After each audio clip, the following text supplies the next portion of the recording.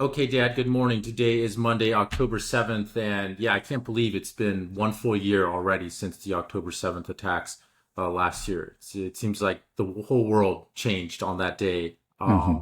But I thought maybe we can start by kind of recapping, assessing the Gaza situation.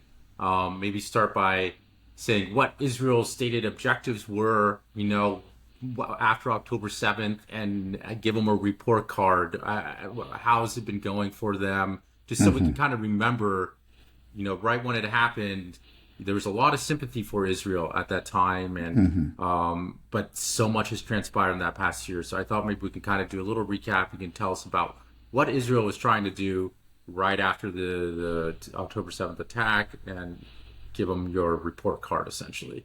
Okay, well, um, Netanyahu's declared objectives were to defeat Hamas, more than that, just basically eradicate Hamas. Okay, and to bring home the hostages. He's failed to achieve either of those objectives. Uh, Israel is claiming that they've killed thousands of Hamas soldiers. Maybe not. We really don't know. I'm sure they've killed quite a few, but I don't know what the basis of that figure is. It may just be wishful thinking on the part of the Israelis, or just we don't know. Clearly they haven't brought home the hostages. The hostages that were returned through negotiations and through a temporary ceasefire. Remember, rather early on, there was a ceasefire, and as I recall, it was basically the female hostages that were returned, if I remember correctly. But since then, there hasn't been a ceasefire, and it's been clear, as we've said many times, that Netanyahu has no interest in a ceasefire. Uh, Hamas has been pointing out, that it for it to grant a ceasefire, it needs assurances that the operations will end. It obviously doesn't do it any good if there's another temporary ceasefire. It gives up the hostages, which are really the only leverage that they have, and then Israel resumes operations. It continues to pulverize Gaza. So here we are. The operations continue. Hamas is still clearly active.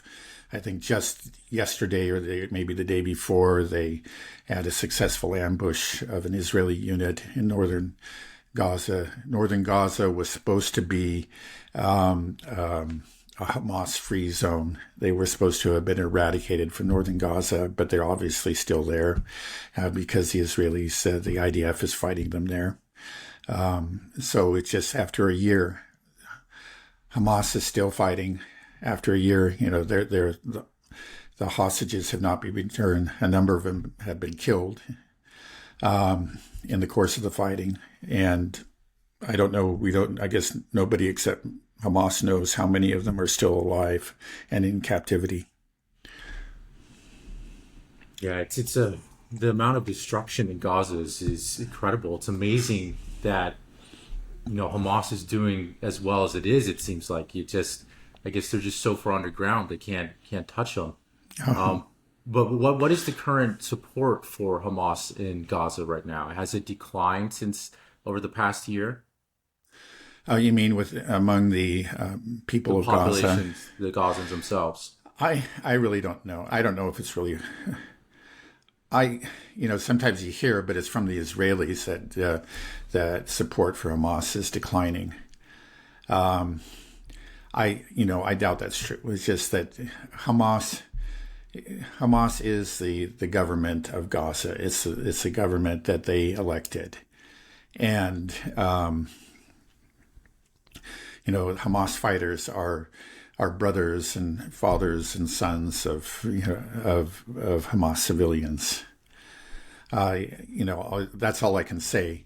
It's also hard for me to believe that you can actually conduct, an accurate survey under the current conditions. Right. Well, I, support. I would be highly, suspicious of any kind of survey that came out of Gaza right now. Well, support for Hamas has definitely grown in places like the West Bank, and I guess just globally as just Right. sort of a resistance to Israel. So I feel like it's fair to say that Hamas's resolve hasn't been destroyed, hasn't been shaken. If anything, it's strengthened. But also, it's kind of interesting that I think. Well, let me ask you, what is Netanyahu's support like in Israel? I understand that right now it's quite strong. I mean, it's stronger than it has been. And the reason is actually the decapitation strikes in Lebanon. It's we're horrified by them, but they were quite popular in Israel. And, Yeah, yeah, I find it odd because usually when in a war, after going this long, it's interesting to see that both sides, the support hasn't wavered on either side. If anything, it's consolidated. Especially if we think about Netanyahu, he had these stated objectives of destroying Hamas and releasing the hostages, and with Hezbollah to return the Israelis back to their homes into northern Israel. He has clearly failed in all these objectives. But despite that, his support seems to have strengthened over time. And I find that quite alarming. It almost makes me feel like they said these were the stated objectives for Gaza, destroy Hamas and bring the hostages home, but maybe that was just the stated objectives to the global viewership. But for the Israelis themselves, maybe that was never their stated objective. They always knew that the objective was the only objective, the only way to resolve it in their eyes was to completely cleanse Gaza, to move it out. well, And so that's why they supported it. And it never really was their real objective just to return the hostages home or to, just eliminate the leadership in Gaza and then establish some type of Vichy government like they did in the West Bank. I don't. yeah, Do you think yeah. Well, that's true? okay. Well, um, I don't think the stated objectives were ever the real objectives of the Netanyahu government. I think it's always been about he saw this was a chance. He and people like Smotrich and Ben Gvir's immediately realized this was a chance to achieve greater Israel, or at least to take a major step down the road towards greater Israel, to ethnically cleanse Gaza or a good part of it. I think that that's always been true. But I don't think it was just for international consumption. I think it was also for domestic consumption. There is a support for Netanyahu was falling prior to the Lebanon attacks. Because there is a fairly large group within Israel that wants those hostages home. They're led by the relatives of the hostages, and these people do want some kind of ceasefire. They're not against ethnic cleansing or pulverizing Gaza, but they do want to get the hostages home, and they just clear that they understand that Netanyahu is not really trying to do this. So there were a lot of protests, if you remember, before the attacks on Lebanon. But the attacks on Lebanon have just diverted attention from the hostage situation, diverted attention to Lebanon. And the Israeli strikes there, the IDF strikes there, are actually quite popular in the general population there in Israel.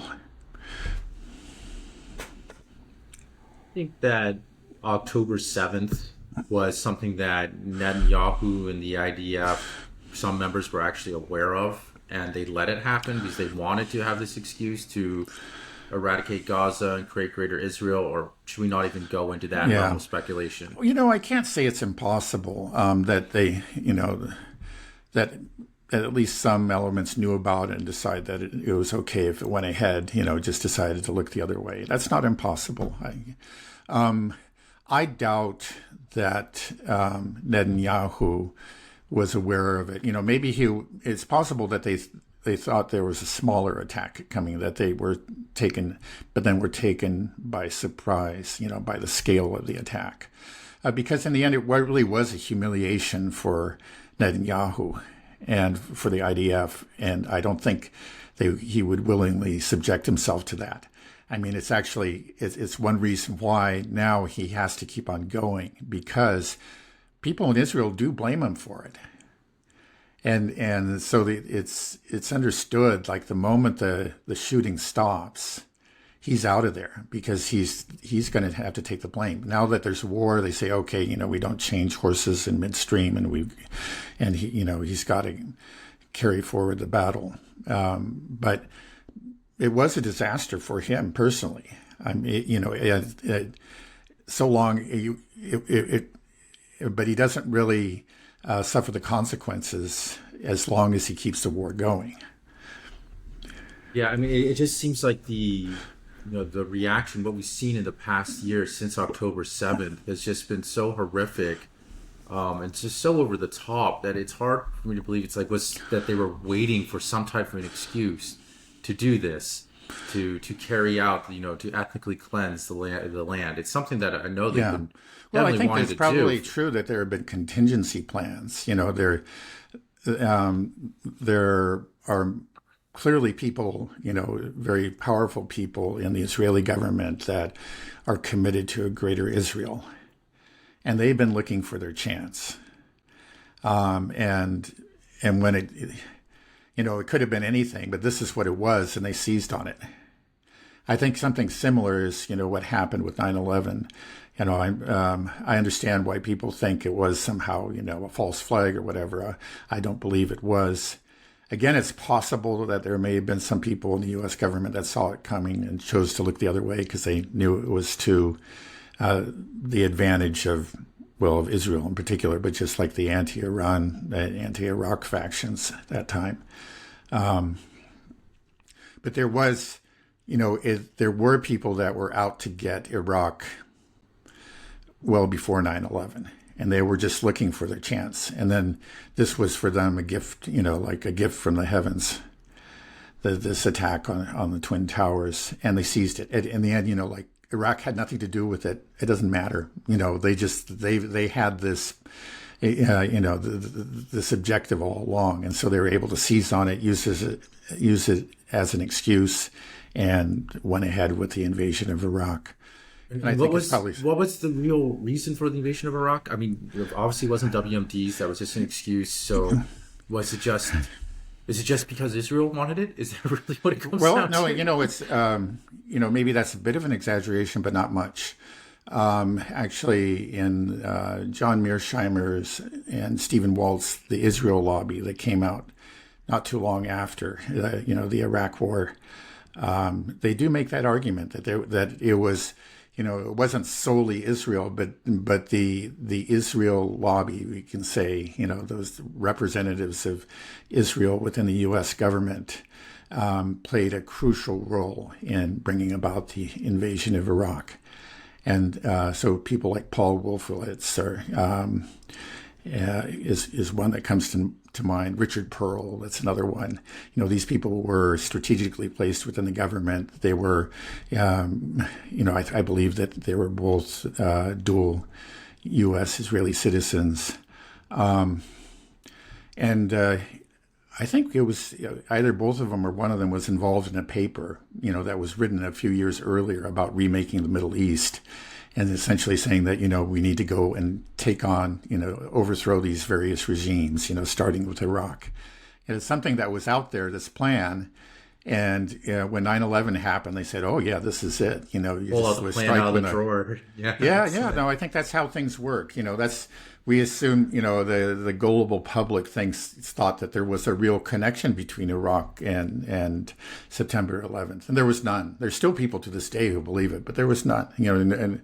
But the connection was imposed. There was a plan in place, and then they say, okay, this is convenient. We'll use this as an excuse, and let's invade Iraq. Wild. It's crazy. Yeah, unfortunately, that's just how things work. I mean, it's just this. I'm sure you can find, and I'm sure we've discussed earlier, similar, similar situations take place vis-a-vis Russia. Something happens and it's just like, okay, yeah, this is our chance to blame this on Russia and ratchet up tensions with them.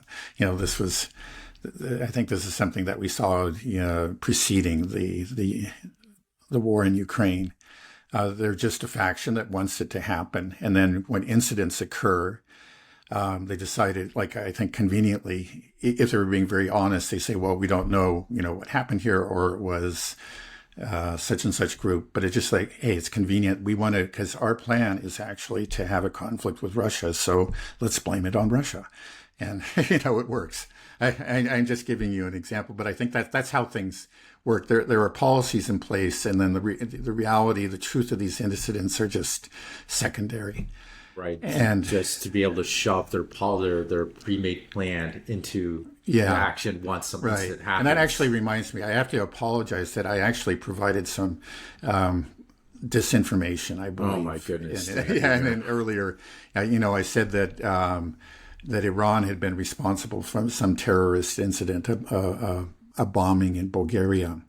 Because I had seen that, and it was claimed, again by actually a news source that's not particularly hostile to Iran. But I looked into it, and it was this bombing that occurred in Bulgaria in 2012. It was a bus full of Israelis, and some of the Israelis were killed. Instantly, I think Netanyahu blamed Iran, and then he switched over to Hezbollah. But some people still remember the Iran accusation. Now, eventually this got pinned on Hezbollah. You look at it, it's all very murky. Bulgaria first said, oh yeah, it looks like it's Hezbollah. Then they said, no, we don't see any. And then they said yes. And then the EU used that as an excuse for declaring the military wing of Hezbollah a terrorist organization. Up to that point, they didn't. So that's what that designation's based on. But, we look at it and say, well, there was a Lebanese citizen associated with Hezbollah that facilitated like the I think like the travel of the perpetrators. And who knows what, again, I just thinking like, Kremlin linked or whatever, Hezbollah associated. Maybe this person was Hezbollah associated, maybe not. And if he was, it doesn't mean that Hezbollah ordered it, but it got pinned on Hezbollah. And I think it's just an example. I suspect, I can't know for sure. These things are very murky. But this incident occurred, and Israel just jumped to this, said, this is a chance. We can see there's this Lebanese connection. Let's blame this on Hezbollah, and we can get that terrorist designation we want. And that's how these things work. It's clever because it's effective, because then now they don't get any sympathy, because the EU has they're officially terrorists. We are killing terrorists. We are ridding the plan of terrorists. We are the good guys. So it's a very powerful label. But yeah, it just strikes me to think that, prior to 1948, did the U.S. have enemies in the Middle East? Did we have beef with people here? No, actually, our relations were very good, with, certainly with Saudi Arabia. Yeah, in general, I think with the Arabs, our relations were very good. So there was quite a bit of resistance, there was resistance within the U.S. government, within the State Department, strong resistance to the creation of the State of Israel. But it went forward, and I think a lot of it is sympathy, following the persecution of the Jews during World War II. And so it was a sympathy that, I think clouded our better judgment. And then, of course, well, we don't have to go into all the details of how Palestine was split, but that's how it happened. The original UN resolution. There's some truth to that saying that hurt people. Because you have the Holocaust, this horrific genocide that was carried out in Europe under the Nazis. And then, the descendants of the Holocaust, or people that survived the Holocaust, a lot of Jews started coming into Palestine.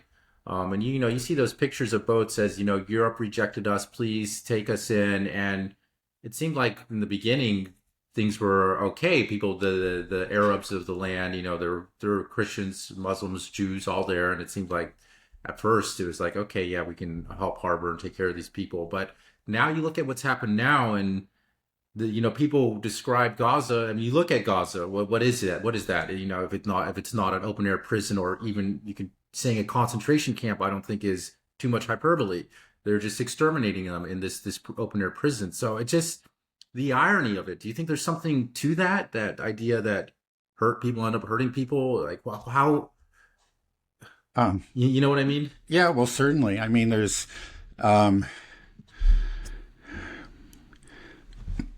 I think, well, part of it's understanding, let's say concentration camp survivors are live in fear, and I think actually suffer from a justifiable amount of paranoia.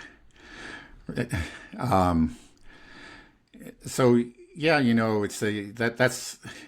that explains part of it. I think there's no question about it.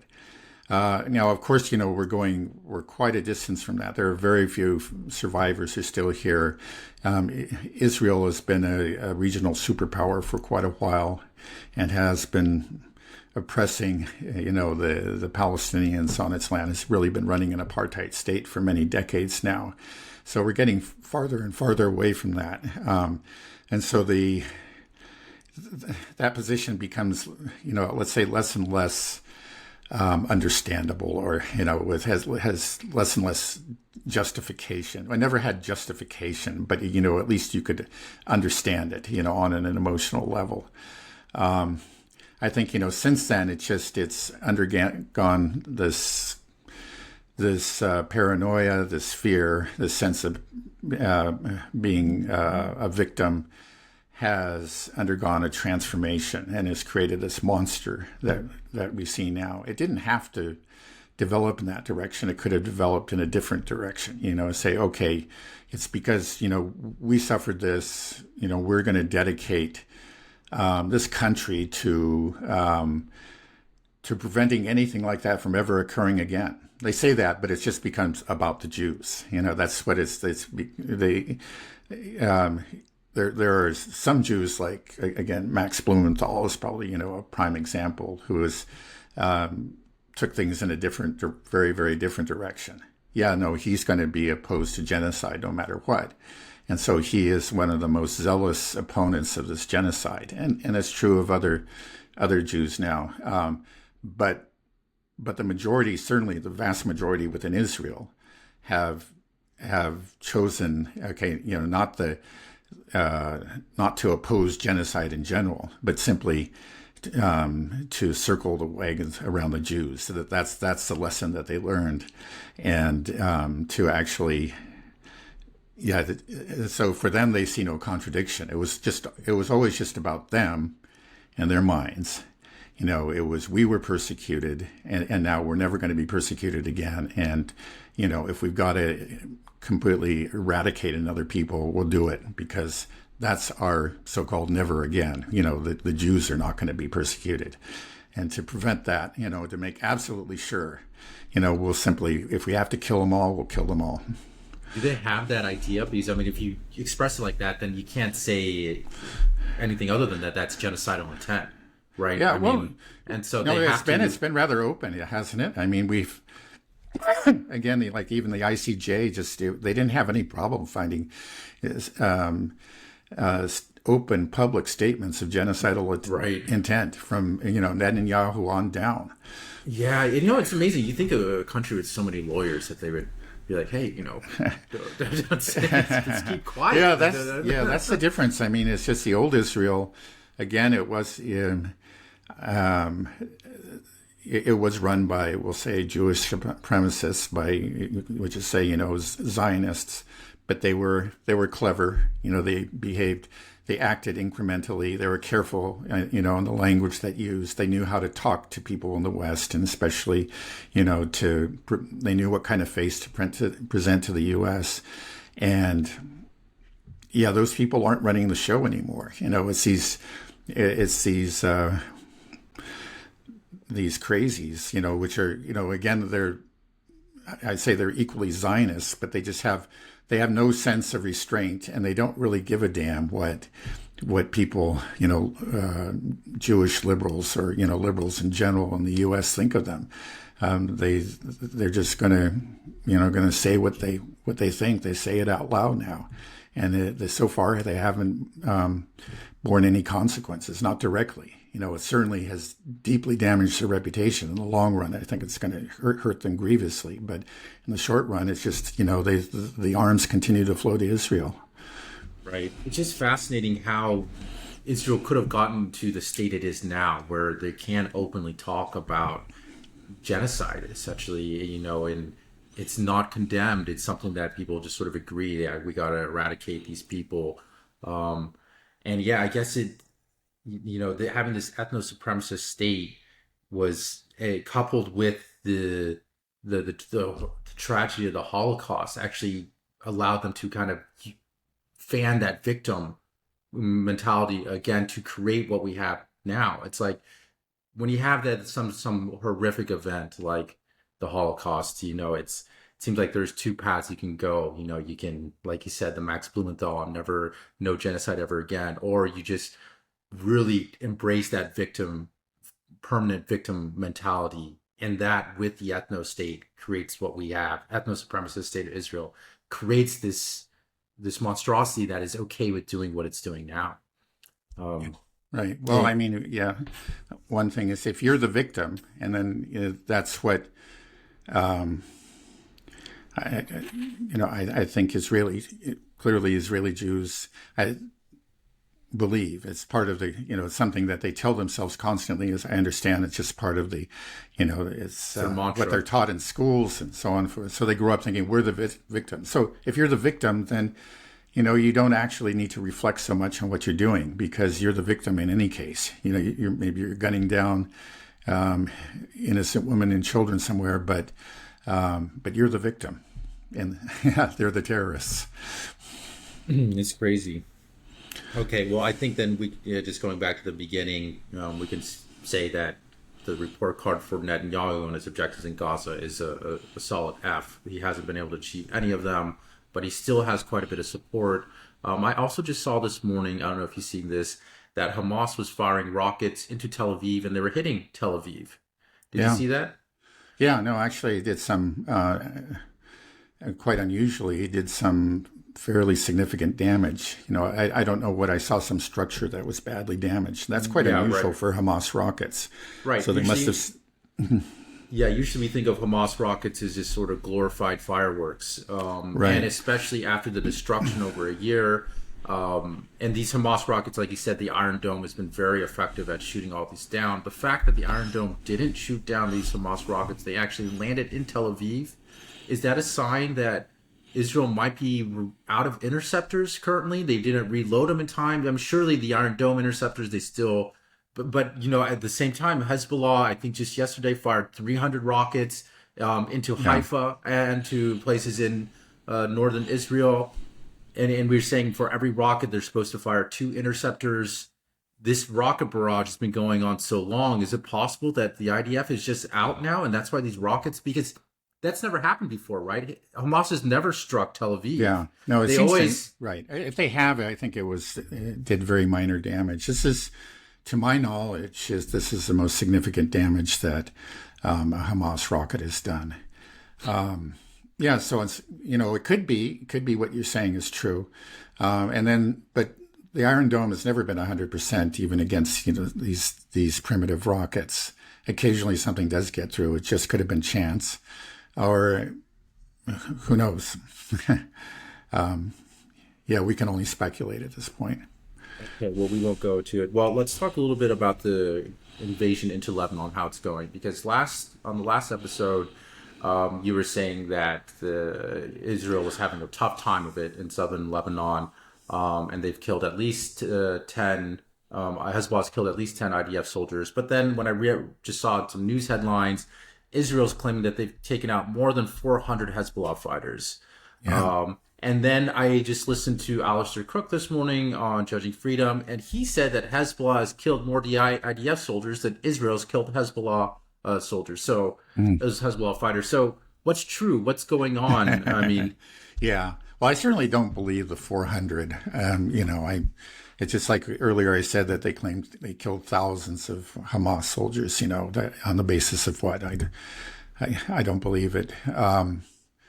Yeah, I don't know. To be honest, you may know more than I have. If you listen to Alistair Cook, there's a lot of fog of war. I certainly, I I would find that very believable. It seems to me clear that things are not going well for, again, the IDF, because we are not. They are maintaining such strict censorship. That suggests to me that there really isn't favorable news to report.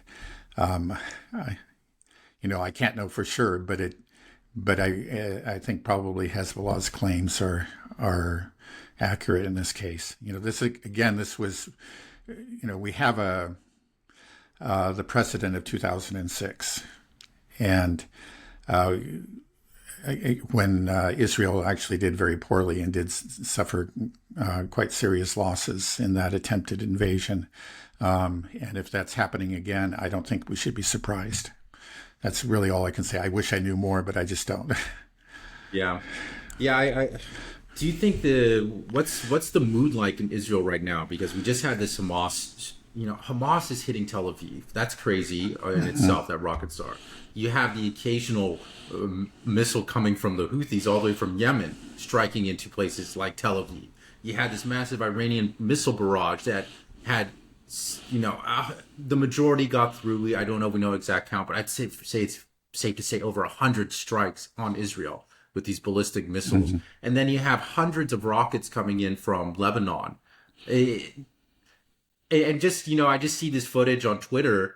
If I was there, I'd be like, we got to get the F out of here. What? So is that what's happening to a lot of the Israeli population? Or we know a lot of people left, or the people still continuing to flee as they see this wider regional war looming that just doesn't look well for them?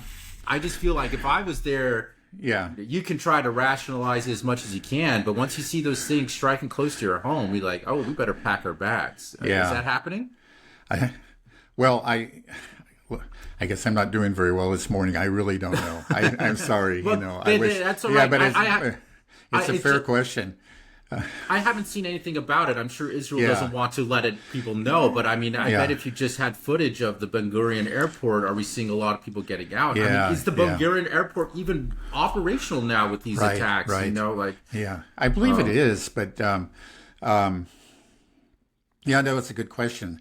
I just say it's interesting how you still get, I was looking again, a New York Times report this, recently, and it's just that, Western media in general is still claiming that the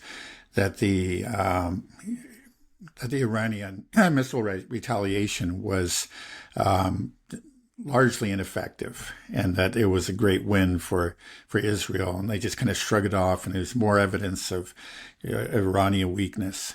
Now, I'm sure in Israel that the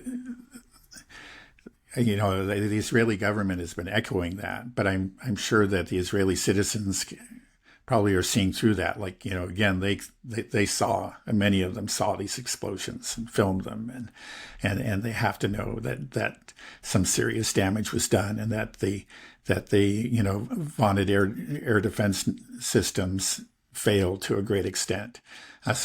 I think there just has to be, certainly a great deal of nervousness, of fear. Maybe they still, there were those Scud attacks, back during the 1991 Gulf War, and they got through it. Maybe they're thinking, oh, it's something like this. It's a little scary, but we just buckle down, and our guys will do their job. They'll go out and they'll take care of Iran, and it'll be over. Perhaps there's that kind of wishful thinking. We'll see.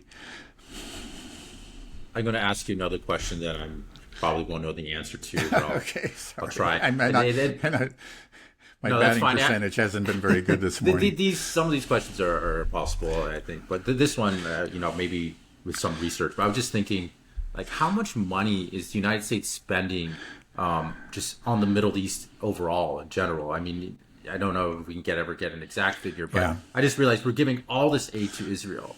And then I was just asking that question that we never had enemies in the Middle East before the creation of Israel. So to appease all these enemies of Israel, we've been buying off so many of these governments. We pay off the Jordanians, we pay off the Egyptians, we pay off Saudi Arabia. So we're just funneling so much money into this project, and it's just bubbling over, and we're just keep on throwing money into containing this to allow Israel to try to, exert its regional hegemony over there. And it's just causing us to just spend so much money, and it seems like it's making the matter worse. I mean, we look at the invasion into Iraq, Afghanistan, so I guess we can never really get maybe an exact number with all these conflicts, but do you have just a rough idea that it's just a huge amount, right? Yeah. I mean, it's an extraordinary. Oh, yeah. Well, I mean, direct and indirect.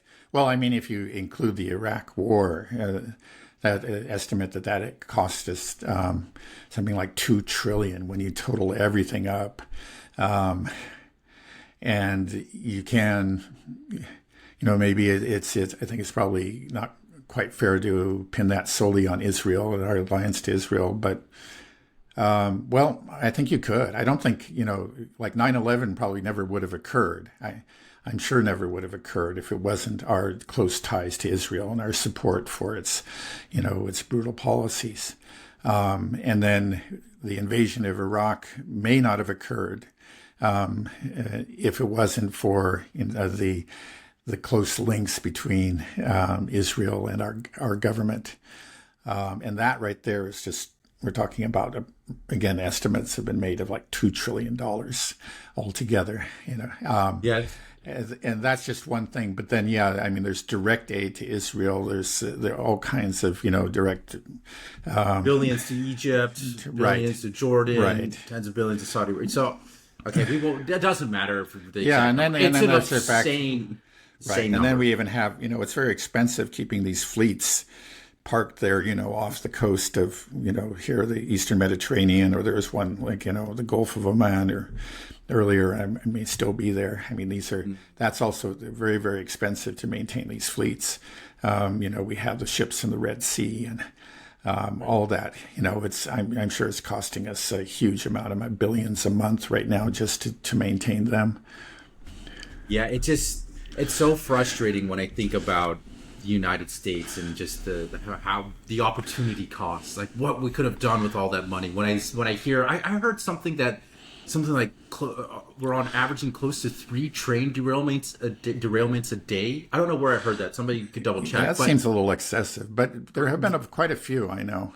Yeah, it's something really high. So don't quote me on that. But I heard it somewhere. I could be completely wrong. But clearly there are serious crumbling infrastructure problems here in the United States. Yeah, no, that's admitted. Yeah, and if you travel around, I've been, in China, we have all these high-speed rails. You can go Shanghai to Beijing in like 4.5 hours, and you just go anywhere. And it's just amazing. In Shanghai, every month, a new metro station's opening up. I mean, you're in Russia, you see all this. And here in the United States, we don't have anything.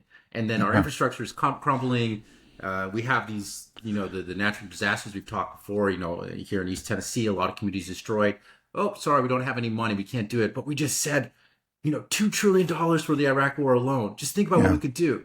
Yeah. I mean, I wish we would have just built just one giant, 10-mile high pyramid would be better spending in the middle of Nebraska or something. It certainly would cause much less destruction, no question about it. And it'd be cool. Yeah, I think we have the largest most people just don't understand. I mean, for them, they see that they kind of, I guess it's because of our money printing abilities. It means that it just seems like money grows on trees, so people don't think about it. Say that, okay, all this is all free. We can invade that country, we can send the fleet here, we can give Israel so many more billions, Ukraine so many more billions. It's all free money.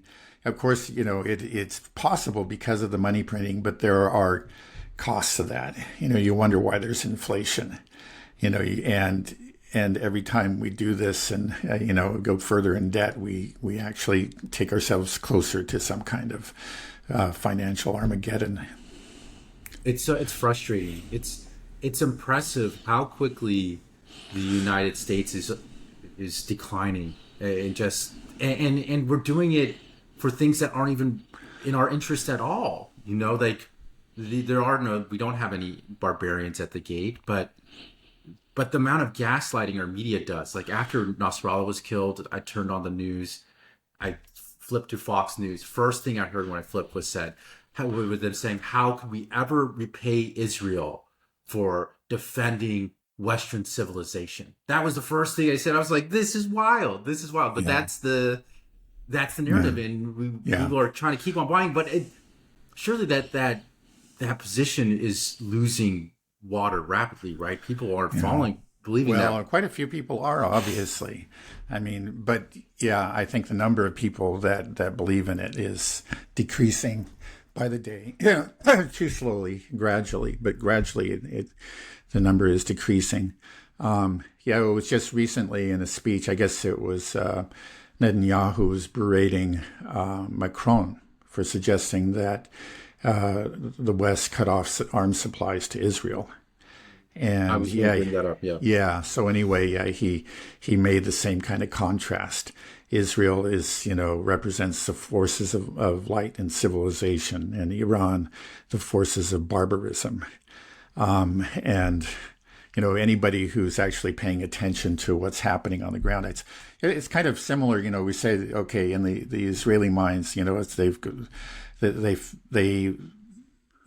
they have them in their minds. They have an image of themselves as the victim, the eternal victim. So if you're the eternal victim, you're always justified. You're always defending yourself, right? Since you're the victim. Any strike, any assassination, any carpet bombing, well, that's defense because you're the victim. You're doing it. But it's similar. What's sold to the West is that, okay, yeah, you're civilization. This is what. Obviously, it doesn't have to be sold. There are people, so many of us believe this, that we represent what is good. We represent, the civilization, and out there, are the barbarians. Joseph Borrell, what was it? He used the metaphor of the garden. Right. He said Europe is a garden and the jungle is out there. Again, very similar kind of language.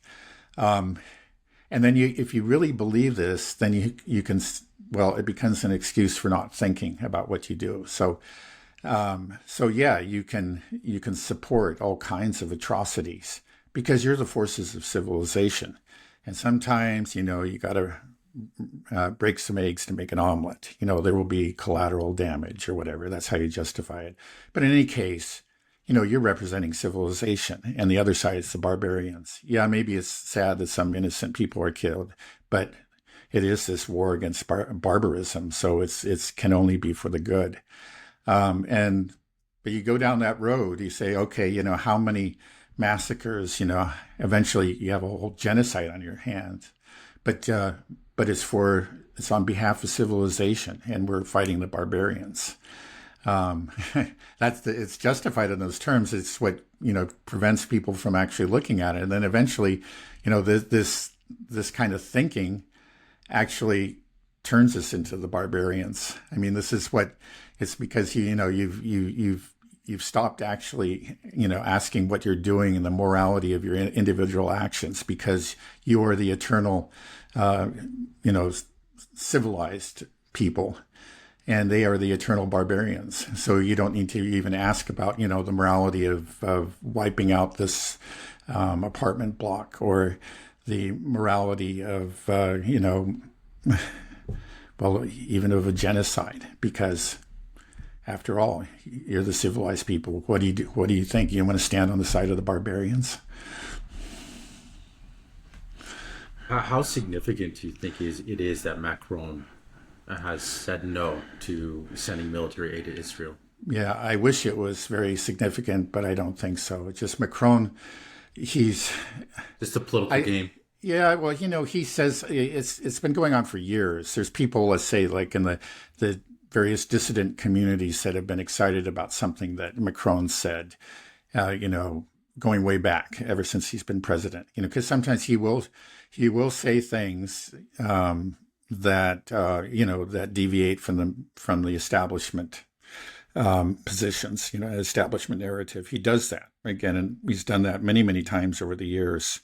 but it never amounts to anything. So I just learned to ignore him. It just seems like, yeah, he'll say something, and I don't know what he really believes. But in the end, it doesn't seem to matter, because when push comes to shove, he's always with the establishment. So Guys, they're all spineless. It's like that's a requisite to become a political leader in Europe or the US. Yeah, no, that seems to be very true. That's exactly right. So yeah, I would love to be proven wrong and that this actually means something, but I don't think it does. Possibly it was just made for, a statement made for domestic consumption. There is quite a bit of opposition to support for Israel within France. And it was just some red meat, or not really red meat, but it was just an effort to maybe to feed some false hopes to that, the pro-Palestinian community within France. But I think he's just speaking out of both sides of his mouth, and he won't do anything for them. Yeah. Well, something we've talked about multiple times before is just the growing frustration within the Pentagon and the Biden-Harris administration with Netanyahu and Israel. But we continue to give them everything they want, despite all this frustration. But I'm wondering if we're seeing some signs. I don't know if you saw this news headline where Kamala Harris refused to call Netanyahu an ally. She gave some kind of wishy-washy answer, how they're always going to be standing there with Israel no matter what, but basically visibly frustrated that Netanyahu was not cooperating. I think the question was posed is like, how can the U.S. supply Israel with billions of dollars worth of military aid while seemingly exercising no sway over Netanyahu? Yeah. And it's embarrassing. It's just true. It's just so do you think that there is that now finally it's getting to the point where the Biden-Harris administration will stand up to Netanyahu and push back? Because if a wider war breaks out, a huge war breaks out right before the election, that's it for Harris, right? I mean, the gas prices will shoot up. You have this, Israel's now getting bombed to smithereens, and it's not good, right? So they clearly want to stay the hand of Netanyahu. I don't think it means anything, again, because it's happened before. It's not the first time. How is that possible? I understand. Sorry, but it really has. I mean, it's actually when, if I recall correctly, when Netanyahu made his visit to Congress back in July, Harris and Biden actually didn't show up for it. Am I right? But I think they did. A lot of the Democrats didn't.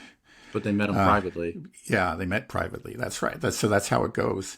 And so there is an effort to try to at least make an appearance of some kind of distance between themselves and Netanyahu. And then, another example is Chuck Schumer, right, the senator from New York, that he came out with a speech condemning Netanyahu, but he's completely in favor of continued arms shipments to Israel. There's just no difference. Like I was saying earlier, it's just that this government has been an embarrassment for, let's say, the more sophisticated Zionists within the U.S. They don't like it. Talking about the Netanyahu government? Yeah, the Netanyahu government. And so among them, a lot of them think, well, the problem is Netanyahu. We need to get somebody else in there, Gantz or somebody else who knows how to speak our language. And they think that things might actually change. Again, it would just be a different face, but the policies wouldn't change. And I think that's completely true. They would be happy to see Netanyahu go. But that doesn't mean that we're talking about a real shift in policy. And if Netanyahu doesn't go, they don't dare cut him off. It's just that you say, I think they really are nervous about a wider war and so on, but they're even more nervous about having to, being seen as cutting off support to Israel in its time of need. They would just be a political disaster for them in this country. So they're going to give him what he wants, and he knows it. They clearly, the Biden-Harris administration, the United States, the Pentagon, they do not want Israel to carry out a huge strike on Iran. And from my understanding is that Israel is not able to carry out this strike on Iran without the U.S. help, right? And what I've also heard this rumor, let's see, what was it? Let me, that essentially the United States has offered Israel an unprecedented diplomatic and military assistance if it promises not to attack certain targets within Iran. So basically bribing them. It's like, how about we're the ones that are making it possible to attack Iran? Why do we have to bribe them? Just say, no, we're not. That's off the table. We're not doing that. Well, we're not going to refuel your jets. Instead, we're going to say, well, what does that even mean? Diplomatic and military assistance. That basically we're going to veto everything for them in the UN. Yeah, but the thing is, they're already doing that. Right. So I just don't know really. Yeah, so I don't know what it is, like how we could give them any more than we're already giving them. So yeah, I heard that. I said, well, what could we possibly do? I mean, are we just going to... Right, they just got $8.7 billion last week. What more going to give them another $8 billion? I don't know. And then, but even what would that mean? Because again, as we know, we're running out of weapons and ammunition. It's such a pathetic, situation for the United States. It's like having this girlfriend that's cheating on you constantly, and you keep on saying, "Hey, baby, I'll buy you a new car. Just come back with me." And she's like, "Okay, whatever," but I'll still keep on sleeping around with whoever I want. I don't know if that's a good metaphor, but you get it. So, no, I think it works pretty well. I mean, there's a complete lack of self-respect. It's just like you would think, and that there are people in the administration and the Pentagon and so on that are just they're furious and just must really rankle at these constant insults. You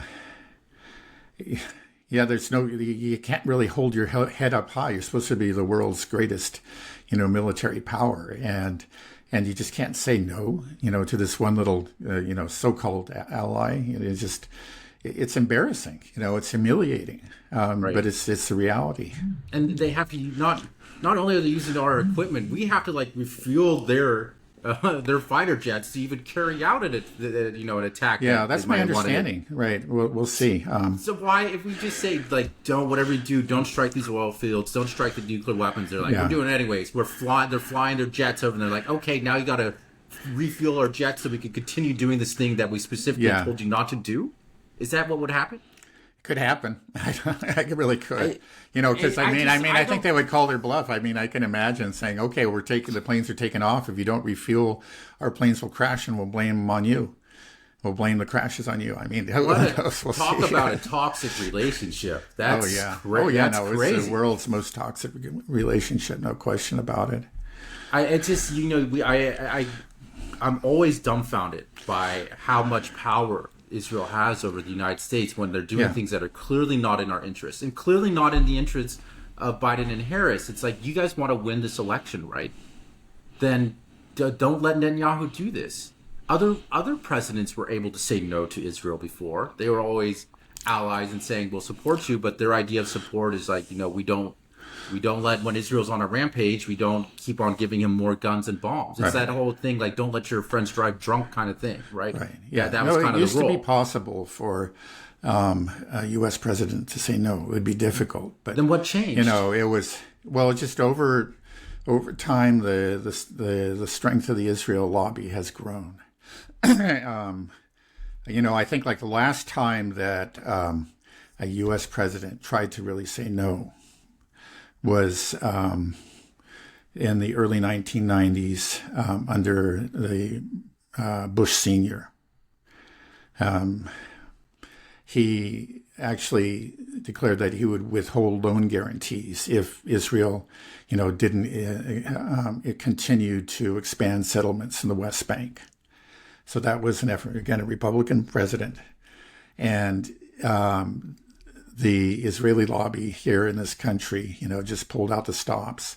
And some people, I think that Bush himself has attributed his loss to Clinton in good part to that. So, since then, it's just every president, just like virtually every congressman has just learned the lesson. You just don't cross them. They've just grown stronger and stronger over time, to the point where, we have, as Max Blumenthal says, a Zionist-occupied government. You know that the U.S. is in a bad situation when we're looking back on the Bush years, fondly looking at Bush. It's like, oh, if we could only have someone so sage and with such strong character as Bush. Yeah, you or know, I'll give you an example. It's like, Reagan is idolized by people on the right in this country. I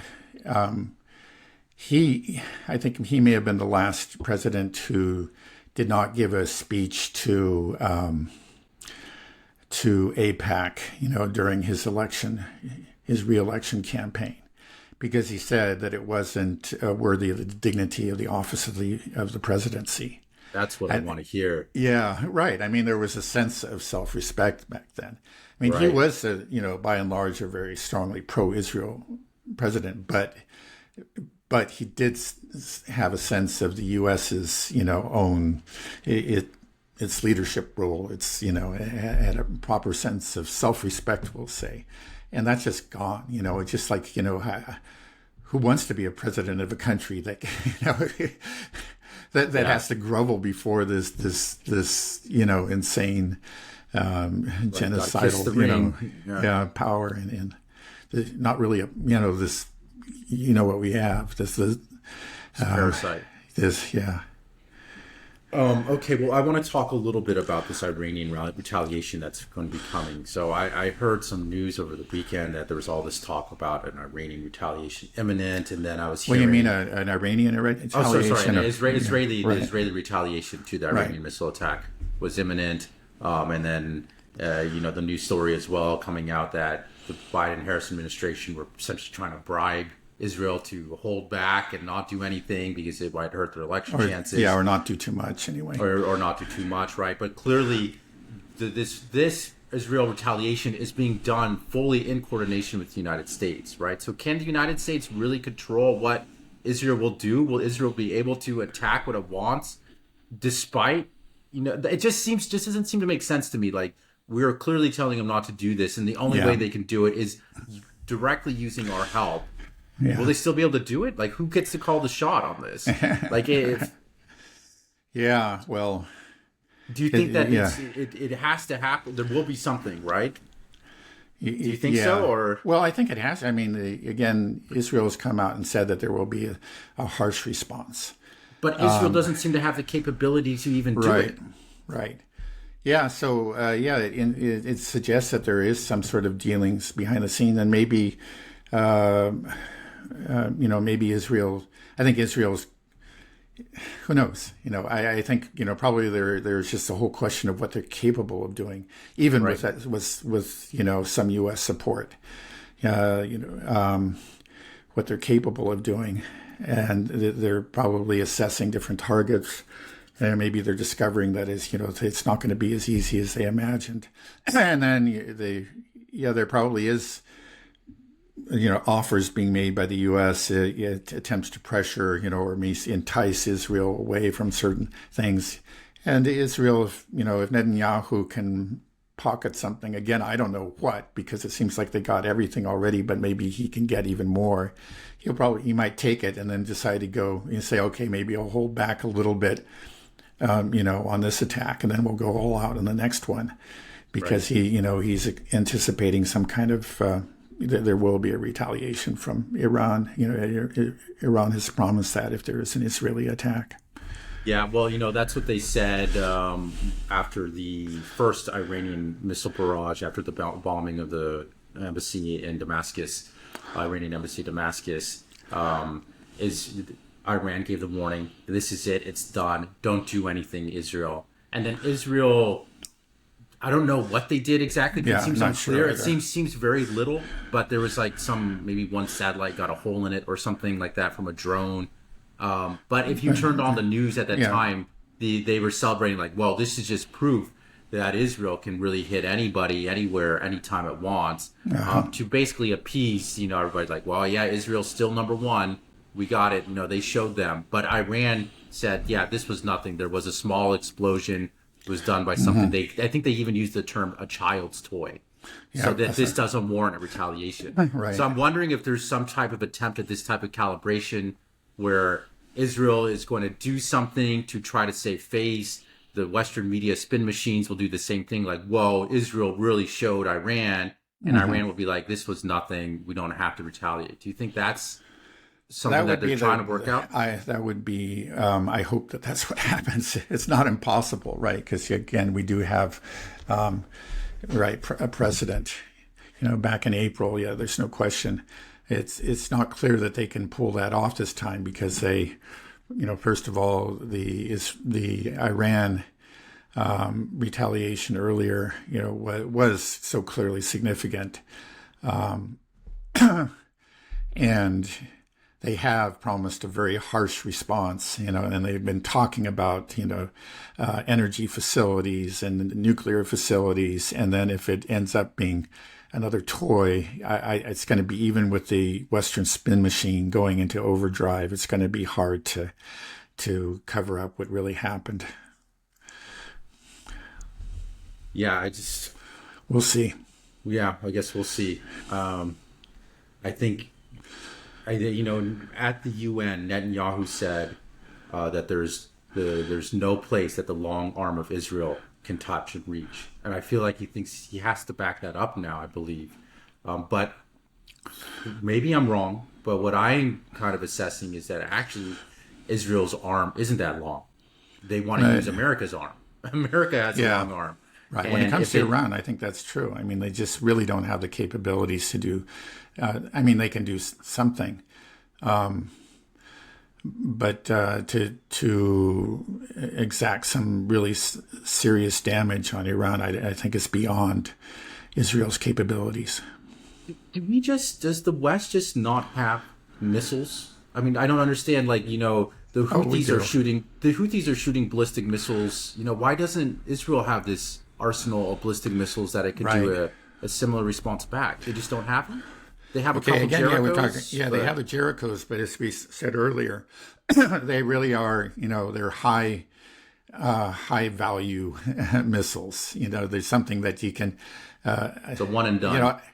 I don't know how many they have, but they can't fire a barrage of them. Maybe a barrage and that's it. That's something that they need to save as the ultimate deterrent. As a possible vehicle for a nuclear weapon or for a very high value target somewhere in Iran or elsewhere. They didn't build up a missile arsenal the way that Iran has. Anything, of course, like Russia has. The U.S. certainly does have, a lot of missiles, but their, tactical missiles have been largely depleted in the Ukraine war. We're talking about HIMARS and ATACMS, and have been largely neutralized there too. They do have some others, but not really in very great numbers. I mean, they do have air-launched ones. I think there was some talk earlier about supplying those to Ukraine. What are those? I forget what they call them.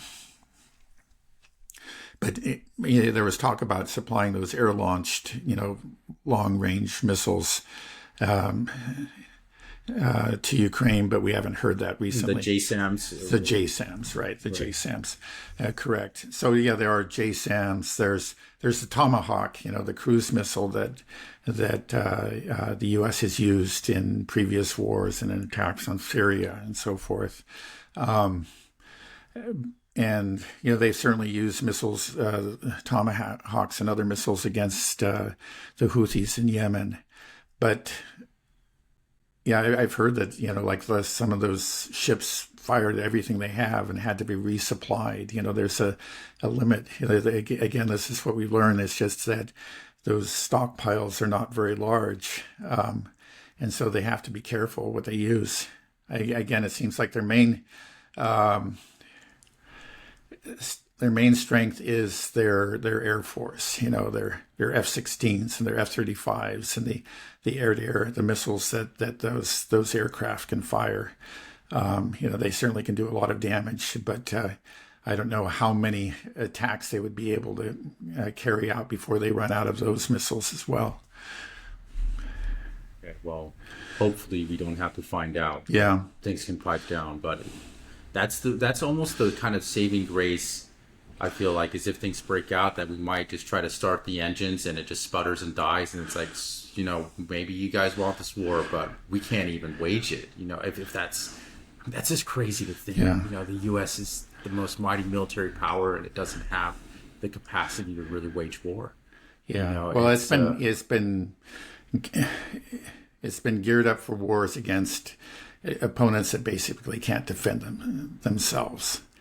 And these weapons are marvelous against those opponents. But we are not the Iraq war, but the Ukraine war has taught us the limitations of those weapons against a peer adversary. And Iran might not be a peer adversary, but it's a near peer adversary. It has the ability to retaliate. And it may very well, we don't know for sure, but it may very well have Russian air defense too. It likely does. Oh, I know we're going a little bit over, but I just have one last question. I don't know if you saw this, that there was some seismic activity registered in Iran, and people are saying that this seismic activity does not look like it's an earthquake, that it's a sign of a nuclear test. Have you heard that? I heard that. I just don't believe it. Okay. I mean, it's probably, fake news being spread. There's just a never-ending effort to create a scare about Iran's nuclear program. And they haven't had, I don't know if they've ever had one. Our own intelligence agency said that they abandoned one back in 2003. And all the following, the assessments that have followed have found no evidence of a nuclear weapons program. Now, interestingly, quite recently, actually, the high-ranking official in the Iranian government has said that Iran may reconsider its nuclear posture, meaning that they have not had any intention to create a nuclear weapon. Iran would say ever, but they may reassess, and it depends on what Israel does. So, if Israel, for example, goes after Iran's nuclear facilities, Iran may then choose to start to develop a nuclear weapon. But they wouldn't be able to do it. There's talk, they'd have one in 2 weeks. No, it'd probably take at least a year or two. They have to first, create a sufficient amount of highly purified, fissile material. And then, but then you don't have that's not a bomb right there. It takes a while to actually package it, put it in the form of a warhead, and then you have to modify, missiles to carry it, and that all takes time. They buy one from Pakistan, go on. They could weapons marketplace. It's not impossible. Yeah. Okay. Well, we'll stop there before we get too much in the land of speculation. Yeah. Okay, Dad. Thanks a lot. Have a great rest of your day. All right.